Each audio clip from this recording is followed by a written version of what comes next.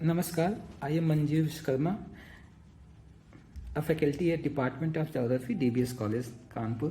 तो population geography की theories हम लोग पढ़ रहे थे और लास्ट क्लास में हमने मार्क्स की थेरी को समझने की कोशिश किया था कि कैसे एक कैपिटलिस्टिक इकोनॉमिक सिस्टम में जो process of surplus value creation होता है, उस वैल्यू क्रिएशन में कैपिटलिस्टिक क्लास वर्किंग क्लास की एक स्टैंडिंग आर्मी क्रिएट करता है और ये स्टैंडिंग आर्मी कंटिन्यूसली जो वर्किंग क्लास जो कैपिटलिस्ट क्लास द्वारा वेस्ट सप्रेशन किया जाता है उसके ल्यू में या उस कंटेक्स्ट में, ताकि हर फैमिली से नंबर ऑफ अर्निंग हैंड्स को इंक्रीज किया जा सके।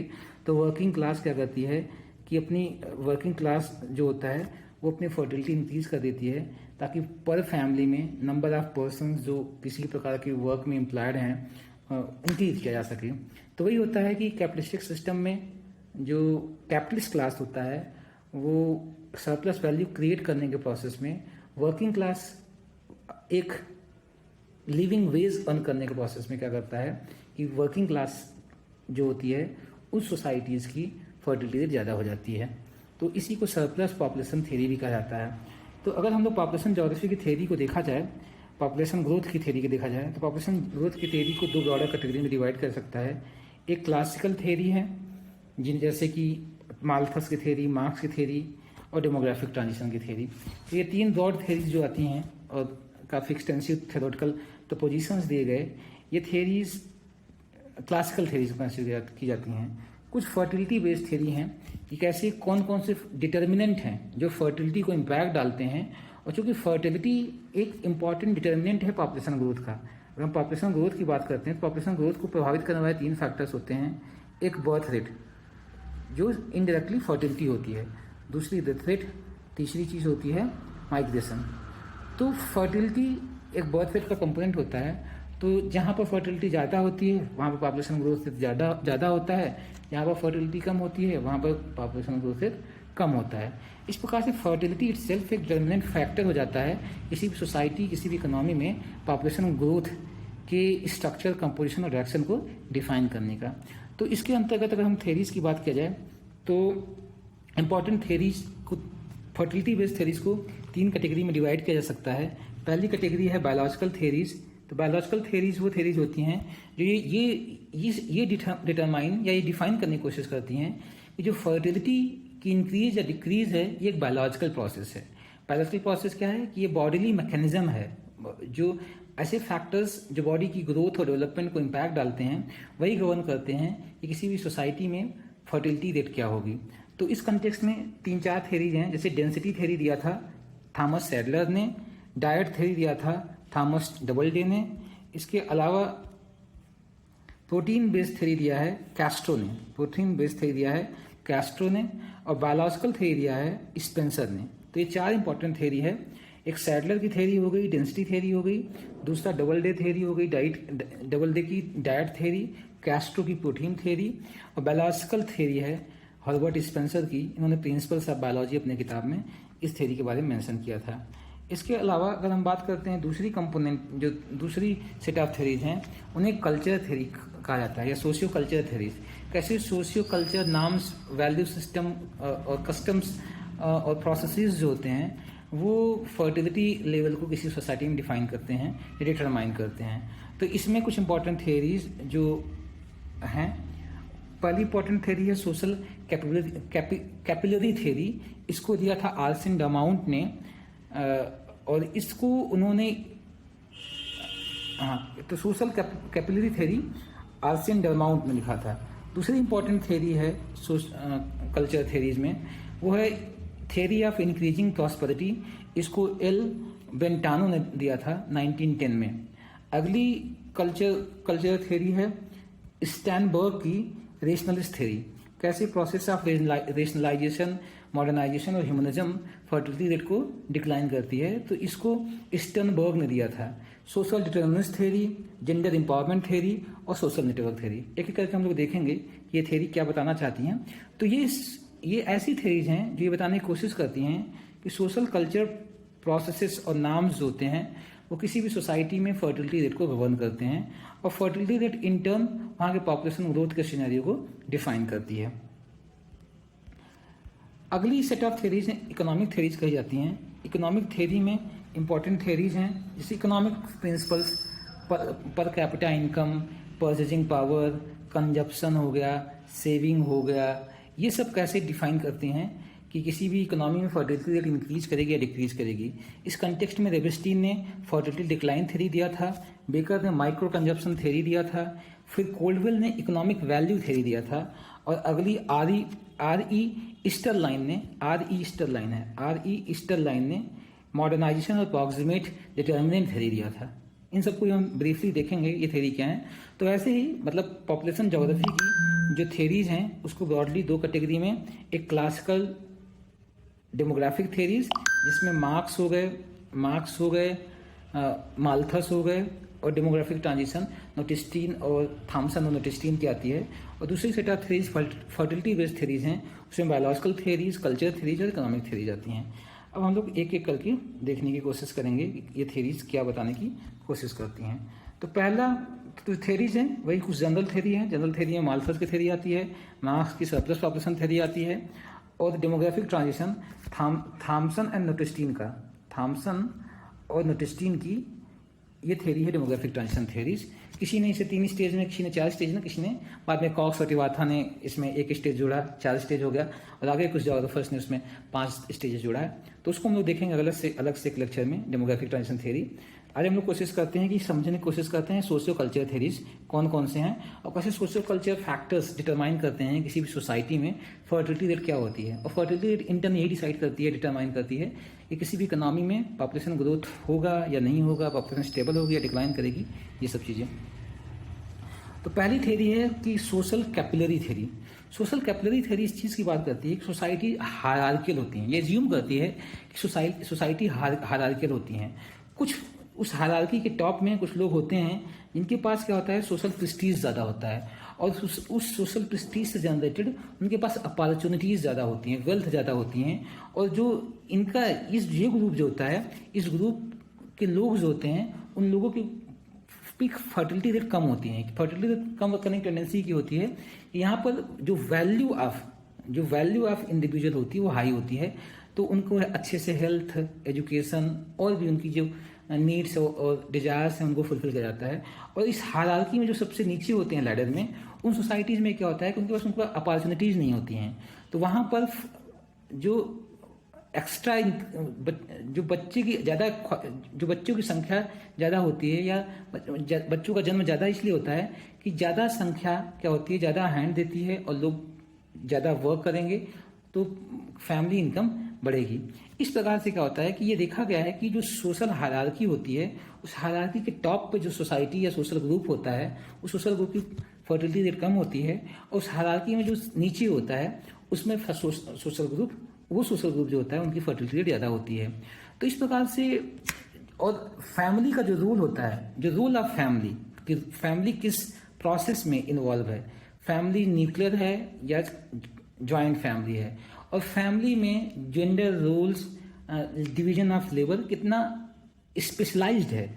जो नीचे हायरार्की में लोग होते हैं, सोशल ग्रुप्स होते हैं, यहाँ पर रोल ऑफ फैमिली जो प्रोडक्शन प्रोसेस में इन्वॉल्व होता है, प्रोडक्शन प्रोसेस में कोई डिवीजन ऑफ लेबर नहीं होता है, किसी के पास किसी प्रकार का स्पेशलाइजेशन नहीं होता है।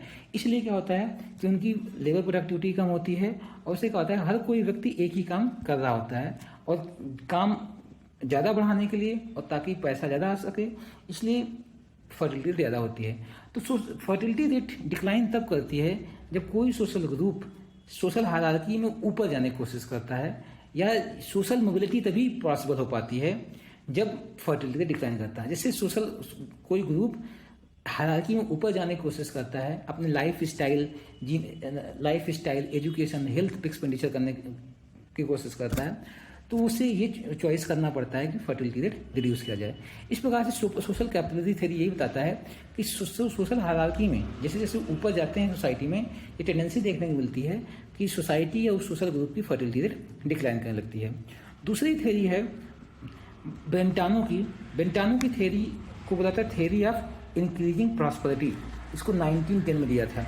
सोशल कैपिलरी थ्योरी 1890 में आई थी, और ये इंक्रीजिंग प्रॉस्पेरिटी थ्योरी जो है बेंटानो की 1910 में आई थी। इनका ये मानना है कि जो रिप्रोडक्टिव डिफरेंशिएशन होता है इंडिविजुअल्स का, वो मटेरियल प्रॉस्पेरिटी में लाई करता है। मीन्स कोई जो जो रिप्रोडक्टिव क्लास है, दैट मीन्स कि वीमेन जो हैं वो अपने रिप्रोडक्शन प्रोसेस पे उनका कितना कंट्रोल होगा, वो डिपेंड करता है कि उस सोसाइटी का मटेरियल प्रॉस्पेरिटी कितना है। तो यही है कि किसी भी समाज में जो फर्टिलिटी रेट होती है वो डिपेंड करती है वहाँ का टेक्नोलॉजिकल, साइंटिफिक, इंडस्ट्रियल और कमर्शियल प्रोग्रेस कितना है।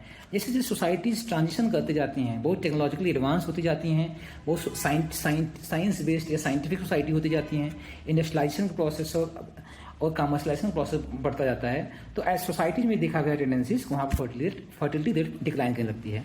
इस प्रकार से कहा जा सकता है जो रिप्रोडक्टिव डिफरेंशिएशन होता है कि जो रिप्रोडक्टिव क्लास है वो किस टाइप के चॉइसेस ले रहा है और किस प्रकार के डिसीजन कर रहा है, स्पेशली अपने रिप्रोडक्टिव राइट्स को लेकर, वो डिपेंड करता है कि सोसाइटी में टेक्निकल, साइंटिफिक, इंडस्ट्रियल और कमर्शियल एडवांसमेंट कितना है। जो एडवांस सोसाइटीज होती हैं वहाँ पर रिप्रोडक्टिव लेवल जो वीमेन होती हैं वो मेयरली रिप्रोडक्टिव क्लास नहीं होती हैं, रादर वो इंडिविजुअल समझी जाती हैं और उनकी और भी वो प्रोडक्टिव क्लासेस में प्रोडक्टिव असेट के रूप में यूज़ की जाती हैं। डिफरेंट टाइप के वर्क सिनेरियोज में, वो एग्रीकल्चर में, इंडस्ट्री में एम्प्लॉयमेंट लेती हैं, वो मेयरली एक रिप्रोडक्टिव क्लास नहीं होती हैं, रादर प्रोडक्टिव क्लास होती हैं जिनका जो इकोनॉमी में कुछ एडिशन करती हैं या कंट्रीब्यूशन देती हैं। तो ये थ्योरी थी बेंटानो की। इनका ये मानना है कि रिप्रोडक्टिव डिफरेंशिएशन जो है कि कौन रिप्रोडक्शन करेगा और कौन प्रोडक्शन करेगा। Middle class generally traditional societies में middle class generally production process पे एक्ट करता, उसका काम होता है प्रोडक्शन प्रोसेस पे इन्वॉल्व होना, और वीमेन जो होती है उनका काम होता है रिप्रोडक्टिव बच्चे पैदा करना। तो ये मटेरियल वेल्थ पे जितनी सोसाइटी मटेरियली प्रॉस्पर होती जाती है, ये डिफरेंशिएशन और ये बाइनरी जो होती है वो खत्म होने लगती है। और इवन जो रिप्रोडक्टिव क्लास है, दैट मीन्स वीमेन, ये भी प्रोडक्टिव एरियाज में लाइक एग्रीकल्चर, इंडस्ट्री, सर्विसेज इनमें इन्वॉल्व होने लगती हैं और उन पर जो बर्डन होता है रिप्रोडक्शन का वो धीरे धीरे रिड्यूस होने लगता है। इस प्रकार से फर्टिलिटी टेक्निकल, साइंटिफिक, इंडस्ट्रियल और कमर्शियल प्रोसेस पे डिपेंड करता है। अगर ये प्रोग्रेस ये अच्छा है तो फर्टिलिटी रेट कम होगी। तो ये दूसरी थ्योरी थी सोशियो कल्चर थ्योरीज में, theory of increasing prosperity. With increasing prosperity fertility rate declines. अगली थ्योरी है growth of rationalism and fertility decline. इस थ्योरी को रोड्रिक वॉन अर्जन स्टेनबर्ग ने दिया था। उन्होंने अपनी किताब the causes of decline in birth rate within European spheres of civilisation, इस किताब में इन्होंने पाया कि जैसे जैसे यूरोपियन सोसाइटीज़ में इंटेलेक्चुअलिज्म, रेशनलिज्म, साइंटिसिज्म और ह्यूमनिज्म की वैल्यूज़ बढ़ी हैं, तो पूरे पॉपुलेशन के स्ट्रक्चर में चेंज देखा गया है। पॉपुलेशन स्ट्रक्चर मतलब क्या होता है? बर्थ रेट में देखा गया है कि बर्थ रेट डिक्लाइन की है, इनफैक्ट मोर्टेलिटी रेट डिक्लाइन किया है, मैटरनल मोर्टेलिटी रेट डिक्लाइन किया है, डेथ रेट डिक्लाइन की है। और ये टेंडेंसी देखी गई है कि जैसे जैसे रेशनलिज्म बढ़ता है तो सोसाइटीज़ बहुत रेशनल डिसीजंस लेती हैं। चाइल्ड मैरिजेस डिक्लाइन करता है, लोग मैरिजेस की फ्रिक्वेंसी भी डिक्रीज हो जाती है। इसके अलावा जो मैरिज डिसीजंस होते हैं, मैरिज डिसीजंस काफ़ी डिलेड होते हैं, मतलब डिलेड मैरिजेस होती हैं। तो उससे क्या होता है कि अगर कोई 15 ईयर पे ही मैरिज हो जाती है और अगर जो मान लीजिए कि जो फर्टिलिटी एज है 45 ईयर है या 50 ईयर है, तो बीच में नंबर ऑफ चाइल्ड प्रोड्यूस करने के या बच्चों को जन्म देने की टेंडेंसी बढ़ जाती है। डिलेड मैरिज से क्या होती है कि जो टेंडेंसी टू रिप्रोड्यूस वो डिक्रीज कर जाती है। तो इस प्रकार से जैसे जैसे सोसाइटी में रेशनलिज्म, ह्यूमनिज्म, मॉडर्नाइजेशन का प्रोसेस स्टार्ट हुआ, तो ये देखा गया है कि जो मैरिजेस फ्रिक्वेंसीज हैं वो रिड्यूस हुई हैं। इसके अलावा डिलेड मैरिजेस भी एक सोशल नाम और कस्टम के फॉर्म में इमर्ज होकर आया हुआ है। तो ऐसी सोसाइटीज़ में IMR इन्फेंट मोर्टेलिटी रेट भी डिक्लाइन करता है, क्योंकि इन्फेंट मोर्टेलिटी रेट कम होता है इसलिए लोग बच्चे कम पैदा करना। जैसे जहाँ जिस सोसाइटी में IMR infant mortality rate means कि 5 साल के विदिन बच्चे मर जाने की टेंडेंसी ज़्यादा होती है, वहाँ पर लोग ज़्यादा बच्चा पैदा करने जाते हैं। मतलब अगर 10 बच्चे पैदा किए हैं, 5 बच्चे की डेथ हो जाती है, तो इसलिए जहाँ पर आईएमआर ज़्यादा होती है वहाँ टेंडेंसी टू रिप्रोड्यूस ज़्यादा होती है। तो जैसे जैसे रेशनलिज्म बढ़ा, मॉडर्नाइजेशन बढ़ा, साइंटिफिक इंक्वायरी बढ़ी और नए नए टेक्नोलॉजीज और टेक्निकल प्रोसेस और साइंटिफिक रेवोल्यूशंस हुए, तो डेथ रेट पे कंट्रोल हुआ, आईएमआर पे कंट्रोल हुआ, एमएमआर पे कंट्रोल हुआ। तो इसका क्या होता है, टेंडेंसी टू रिप्रोड्यूस या फर्टिलिटी रेट डिक्लाइन कर जाती है। तो इस प्रकार से ये देखा गया है कि जो कैपिटलिज्म जो ग्रोथ ऑफ कैपिटलिज्म हुआ, उसकी जो मोरालिटी थी, उसकी एक मोरालिटी ये थी कि अर्बनाइजेशन किया जाएगा। उस मेंटेलिटी ने अर्बनाइजेशन और लो फर्टिलिटी पे काफ़ी फोकस किया। तो कैपिटलिस्टिक मेंटेलिटी ने अर्बनाइजेशन और लो फर्टिलिटी को जन्म दिया, जिससे क्या हुआ कि बहुत स्टेबल और कम फर्टिलिटी वाले सोसाइटीज़ डेवलप होना चालू हुई। तो इस प्रकार से ये देखा गया है कि जैसे जैसे रेशनलिज्म बढ़ता है, सोसाइटी कैपिटलिस्टिक और मॉडर्नाइज्ड होती है, तो वहाँ पर प्रोसेस ऑफ अर्बनाइजेशन इंक्रीज करता है और सोशल ग्रुप्स में ये देखा गया है कि फर्टिलिटी रिड्यूस होती जाती है। अगली थ्योरी है social determinist theory. Social determinist theory Kingsley Davis ने और जूडिथ ब्लेक ने दिया था। इनका ये मानना है कि किसी भी इकोनॉमी में या किसी भी सोसाइटी में जो प्रोसेस ऑफ फर्टिलिटी होती है या फर्टिलिटी रेट होती है, वो सोलली एक सोशल फिनोमिना होता है या सोशल फैक्टर, नॉर्म्स, वैल्यूज और प्रोसेसेस क्या करती हैं, वो फर्टिलिटी को डिटरमाइन करती हैं। तो ये देखा गया है जैसे जैसे सोसाइटी में सोशल शिफ्ट देखे जाते हैं या shift in social norms, for example delayed marriage हो गया, चाइल्ड बियरिंग को कम करना हो गया, तो ये देखा जाता है सोसाइटीज में फर्टिलिटी डिक्रीज करती है। जितनी ट्रेडिशनल और ओल्ड सोसाइटीज होती हैं वहाँ पर अर्ली मैरिज का कंसेप्ट होता है और ज़्यादा से ज़्यादा चाइल्ड बियर करने की टेंडेंसी होती है। जैसे सोसाइटी के सोशल वैल्यूज और नाम समझ होते हैं, सोसाइटी मॉडर्नाइज होती है, न्यू ह्यूमनिस्टिक और लिबरल वैल्यूज का आती हैं, तो ये देखा जाता है कि सोसाइटी में जो इंडिविजुअल्स होते हैं वो डिलेड मैरिज प्रीफर करते हैं और चाइल्ड बियरिंग को कम करने लगते हैं। अपने पूरे फर्टाइल एज में हो सकता है 2-3 बच्चे बियर करें, जबकि ट्रेडिशनल सोसाइटीज़ में क्या होता है 4, 5, 6 बच्चे बियर करने की टेंडेंसी होती है। तो इस प्रकार से changing with the social norms and custom, जो मैरिज एज इंस्टीट्यूशन और उसका एम एंड ऑब्जेक्टिव चेंज हो जाता है और लोगों की टेंडेंसी टू रिप्रोड्यूस या टू बियर चाइल्ड वो भी रिड्यूस होने लगती है। तो इस प्रकार से सोशल नॉर्म्स, कस्टम और प्रोसेसेस ये डिसाइड करते हैं कि किसी भी जगह पर फर्टिलिटी कैसी होगी। सोशल नॉर्म्स की अगर बात किया जाए कि फैमिली स्ट्रक्चर क्या है, अगर ज्वाइंट फैमिली होती है तो टेंडेंसी टू रिप्रोड्यूस या फर्टिलिटी ज़्यादा होती है। न्यूक्लियर फैमिलीज में जहाँ फैमिली न्यूक्लियर होती है और वहाँ पर 1-2 लोग पर पूरे फैमिली का डिपेंडेंस होता है, तो कोशिश ये होती है कि 2 बच्चे 3 बच्चे का अच्छा अपब्रिंगिंग किया जाए, उनकी मटेरियल नीड्स पर और नॉन मटेरियल नीड्स पे ज़्यादा फोकस किया जाए। तो फैमिली स्ट्रक्चर भी फर्टिलिटी रेट को डिसाइड करती है, डिटरमाइन करती है। और जेंडर रोल्स क्या असाइन किए गए, क्या महिला वीमेंस मेयर एक रिप्रोड्यूसिंग क्लास है, मीन्स कि वो केवल बच्चों को जन्म देंगी, या फिर दे आल्सो हैव एजेंसी या autonomy to work in other productive class, agriculture में, इंडस्ट्री में, सर्विसेज में काम कर सकती हैं। तो जेंडर रोल्स क्या असाइन है, वीमेन केवल डोमेस्टिक पर्पजेस के लिए हैं, are they have larger ambit to do whatsoever they want to do in the fields of agriculture, industry, all in these things. तो इस प्रकार से सोशल नॉर्म्स, कस्टम्स जेंडर को और फैमिली को कैसे डिफाइन करते हैं और उनको जेंडर और फैमिली को लेकर के ऑब्जेक्टिव्स एंड गोल्स हैं वो डिसाइड करते हैं कि वहाँ फर्टिलिटी रेट कैसी होगी। और कल्चरल फैक्टर्स फॉर एग्जांपल कि फैमिली साइज छोटी होगी या बड़ी होगी, वीमेन क्या क्या कर सकती हैं, क्या क्या नहीं कर सकती हैं, तो ये सब जो कुछ कल्चरल फैक्टर्स होते हैं ये भी डिसाइड करते हैं कि किसी भी सोसाइटी में फर्टिलिटी रेट कैसी होगी। तो ये है सोशल डिटर्मिनिस्टिक रीजन, मींस जो सोशल और कल्चरल फैक्टर्स होते हैं वो सोलली गवर्न करते हैं किसी भी सोसाइटी में फर्टिलिटी रेट कैसी होगी। Social factor like marriage as institution, child bearing as ए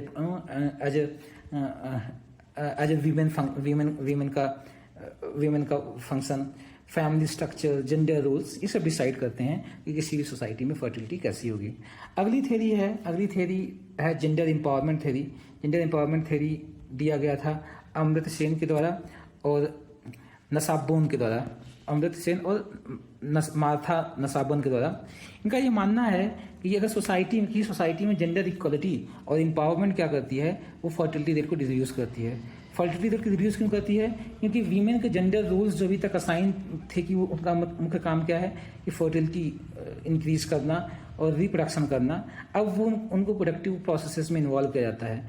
और दूसरी चीज़ क्या होता है, जेंडर एम्पावरमेंट से जो रिप्रोडक्टिव चॉइस होता है, वो रिप्रोडक्टिव चॉइस इंडिविजुअल पे आ जाती है, ना कि सोसाइटी, फैमिली और डिपेंडेंट या जिस डिपेंडेंट इंडिविजुअल पे, जिस इंडिविजुअल पे आप डिपेंडेंट हो उस पर। तो जनरली ट्रेडिशनल सोसाइटीज़ में क्या होता है, जो सोसाइटीज़ जहाँ पर जो पैट्रियार्कल सोसाइटीज़ होती हैं, जहाँ वीमन सबऑर्डिनेटेड होती हैं, सब्जुगेटेड होती हैं, उन सोसाइटीज़ में टेंडेंसी देखी जाती है कि जो फीमेल होती हैं उनकी रिप्रोडक्टिव चॉइस उनकी खुद की नहीं होती है, अगर उनके हस्बैंड की होती है, फैमिली की होती है या सोसाइटी की होती है। और जो प्रेफरेंसेस टू प्रोड्यूस मेल या फीमेल चाइल्ड, वो भी सोसाइटी, सोशल नाम और कस्टम, वैल्यूज, प्रेस्टीज से रिलेटेड होती है। इस प्रकार से जेंडर एम्पावरमेंट क्या करता है कि जो कंट्रोल या एजेंसी या जो कंट्रोल होती है वीमेन के रिप्रोडक्टिव चॉइसेस या राइट्स पे, वो सोसाइटी या अदर से शिफ्ट होकर वो इंडिविजुअल स्टेट पे आ जाती है। वो रिप्रोडक्टिव चॉइसेस खुद लेती है कि कब चाइल्ड बियर करना है और कब चाइल्ड बियर करना है, कब नहीं बियर करना है, किस एज तक चाइल्ड बियर नहीं करना है, ये सब टेंडेंसीज वो डिसाइड करती हैं। अगला चीज़ क्या होता है कि जेंडर एम्पावरमेंट से एक्सेस टू हेल्थ और एजुकेशन इंप्रूव हो जाता है और उससे वीमेन के अपने डिफरेंशियल रोल्स स्टार्ट हो जाते हैं सोसाइटी में, और वो रिप्रोडक्शन के अलावा और रिप्रोडक्टिव प्रोसेसेस में इन्वॉल्व हो जाता है। अगली थ्योरी है कल्चर कन्वर्जेंस थ्योरी। इसको रोनाल्ड फ्रीडमैन ने दिया था। तो कल्चर कन्वर्जेंस थ्योरी एक सॉर्ट ऑफ मॉडर्नाइजेशन थ्योरी है जो 1950-60 में डेवलप हुआ। उनका ये मानना था कि जो सोसाइटीज़ का सोशियो कल्चर डेवलपमेंट प्रोसेस है वो ऑलमोस्ट वही है जो मॉडर्न सोसाइटीज़ उस टाइम की लाइक यूरोप, अमेरिका अंडरगो की हैं। तो ये थ्योरी एक मॉडर्नाइजेशन थ्योरी है। इनका ये मानना है कि with the changing period of time जो सोसाइटीज़ होती हैं, सोसाइटीज़ में सोशल और कल्चर नाम्स और वैल्यूज़ इवॉल्व होते हैं, वो लगभग शेयर्ड होते हैं, चाहे जो सोसाइटी हो, चाहे यूरोप की हो, अफ्रीका की हो, एशिया की हो या फिर नॉर्थ अमेरिका, साउथ अमेरिका हो। जब मॉडर्नाइजेशन का प्रोसेस स्टार्ट होता है तो कुछ शेयर्ड नाम्स एंड वैल्यूज़ जिसको सब कोई सब्सक्राइब करता है, वो डोमिनेंट नाम्स एंड वैल्यूज़ होती हैं, उसको हर कोई सब्सक्राइब करता है। और modernisation theories as such considering the fertility context में, तो जो सोसाइटीज़ होती हैं वो प्रेफर करती हैं कि smaller families, nuclear families, modernisation या मॉडर्न सोसाइटी का प्रोडक्ट है इन न्यूक्लिएटेड फैमिलीज। और साथ ही साथ जो इंडिविजुअल बिहेवियर डिसीजन मेकिंग होती है वो भी लगभग कॉमन होती है। लोग प्रेफर करते हैं कि डिलेड मैरिज करें, चाइल्ड मैरिज ऐसी सोसाइटीज़ में कम होने लगती हैं। इसके अलावा नए मीन्स ऑफ बर्थ कंट्रोल या फैमिली प्लानिंग इमर्ज हो गए जाते हैं। तो ये देखा जाता है कि जैसे जैसे वर्ल्ड या डिफरेंट सोसाइटीज़ या डिफरेंट कॉन्टिनेंट, डिफरेंट कंट्रीज़ जैसे जैसे मॉडर्नाइज करते हैं, लगभग सेम टाइप या सिमिलर टाइप के सोशल कल्चर वैल्यूज़ को इधर करना स्टार्ट कर देते हैं, जिसे हम कह सकते हैं कि सो कॉल्ड ये वेस्ट में पहले शुरुआत हुई हैं।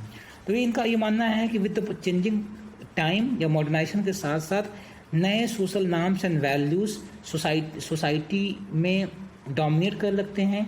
ये मॉडर्न नॉर्म्स एंड वैल्यूज़ जैसे कि प्रेफरेंस फॉर स्मॉलर फैमिली हो गया, डिलेड मैरिज हो गया, कंट्रोल ऑन चाइल्ड मैरिज हो गया, ये सब धीरे धीरे स्टार्ट हो जाती हैं और जिससे क्या होता है सोसाइटी में फर्टिलिटी रेट डिक्लाइन कर जाता है। एक अगली नेक्स्ट थ्योरी है, इस थ्योरी का नाम है social network theory. Social network theory James Coleman और निकोलस क्रिस्टांस्कस ने दिया था। ये थ्योरी इस चीज़ पे एम्फेसाइज करती है कि जो इंडिविजुअल के रिप्रोडक्टिव बिहेवियर, चॉइसेस या डिसीजंस होते हैं, वो डिपेंड करता है कि वो उसके सोशल इंटरेक्शंस या वो किस सोशल नेटवर्क का पार्ट है।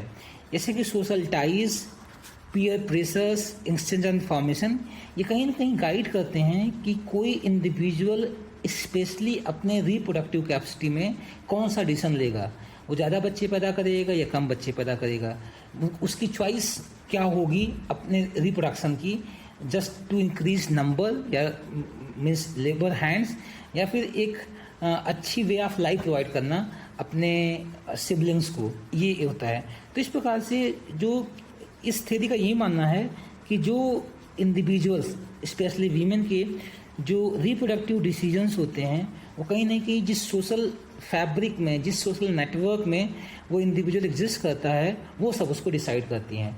तो अब जो सोशल नेटवर्क होता है वो किस टाइप हो सकता है? सोशल नेटवर्क बहुत ट्रेडिशनल पैट्रियार्कल टाइप का सोशल नेटवर्क है, जहाँ पर एक process of subordination and hierarchy है, और सब्जुगेशन और सबऑर्डिनेशन ऑफ वीमेन और उनकी एजेंसी है, या फिर न्यू मॉडर्न आउटलुक है, या फिर आउटलुक है यहाँ पर वीमेन की एजेंसी, ऑटोनमी और उनके फ्रीडम को रिस्पेक्ट मिलती है, और उन्हें रिप्रोडक्टिव कैपेसिटी में डिसीजन मेकिंग की इंडिपेंडेंट चॉइस और फ्रीडम मिलती है। तो ये सोशल नेटवर्क थ्योरी है, इसको जेम्स कोलमैन ने दिया। तो इस प्रकार से हमने देखा कि जो पॉपुलेशन ग्रोथ की सोशियो कल्चर थ्योरीज में पहली थ्योरी हमने देखा सोशल कैपिलरी थ्योरी, जिसको 1890 में आर्सेन डॉमोट ने दिया था। दूसरी थ्योरी देखा थ्योरी ऑफ इंक्रीजिंग प्रॉस्पेरिटी, जिसको 1910 में ब्रेंटानो ने दिया था।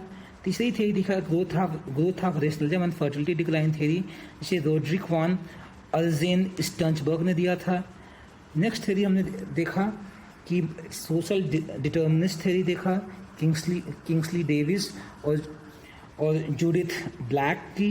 इसके अलावा gender empowerment theory Amartya Sen और मार्था नासबॉन की। फिर हमने देखा कल्चर कन्वर्जेंस थ्योरी, जिसको रोनाल्ड फ्रीडमैन ने दिया था। और फाइनली जो पॉपुलेशन ग्रोथ की सोशल और कल्चर थ्योरी है, ये सोशल नेटवर्क थ्योरी है, इस थ्योरी को दिया था जेम्स कोलमैन और निकोलसन क्रिस्टिक्स ने। अब नेक्स्ट एपिसोड में हम कुछ देखेंगे कि इकोनॉमिक थ्योरीज कौन कौन सी हैं, और उसके बारे में हम लोग डिटेल से देखेंगे। Thank you.